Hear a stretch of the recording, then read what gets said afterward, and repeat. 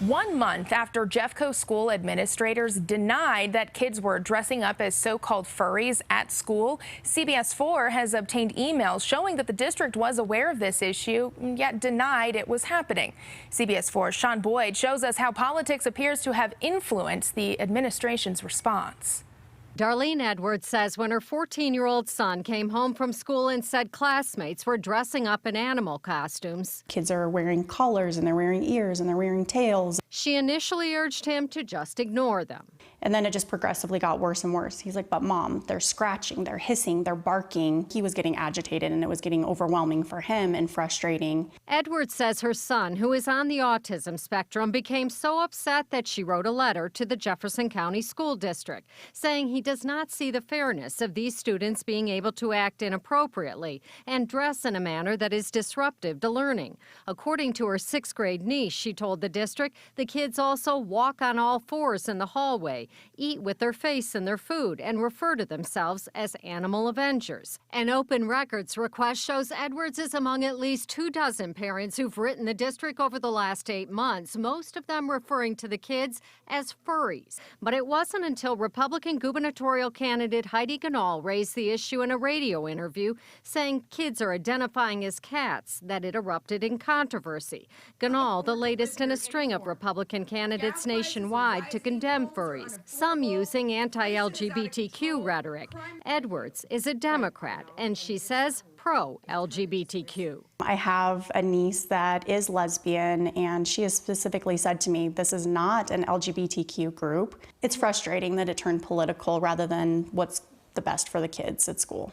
More frustrating, she says, is that school administrators got caught up in the politics, issuing a statement saying there is absolutely no truth to this claim. There are no furries or students identifying as such.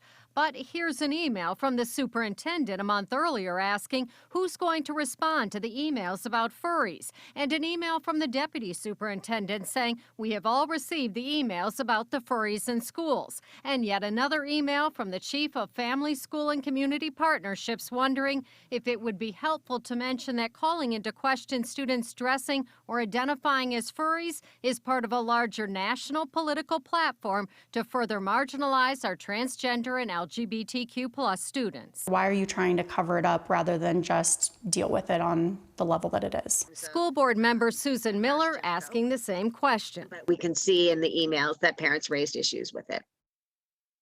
And I don't think we should be saying that our parents are lying. In a district where enrollment is dropped by 30,000 students and where most kids are not reading or doing math at grade level, Miller says they need parental involvement and can't afford distractions. I'm hoping that we can all learn from this and we can address the inconsistency and/or the communication breakdown some way, shape, or form, so that our parents do believe that when they write to us or they call us or they talk with their principal or they talk with teacher, that we are responsive. I will continue making waves. I will continue going to his principal. I will continue contacting Jefferson County until they acknowledge that it's happening and they need to address it.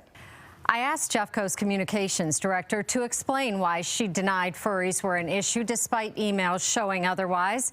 She didn't answer, instead sending me a statement saying our principals work with their staff to follow district policy around appropriate dress code. If clothing is disruptive, district policy gives principals the power to place restrictions on it. This includes students dressing in costume. We respectfully decline to comment any further on this issue. Sean Boyd, covering Colorado First.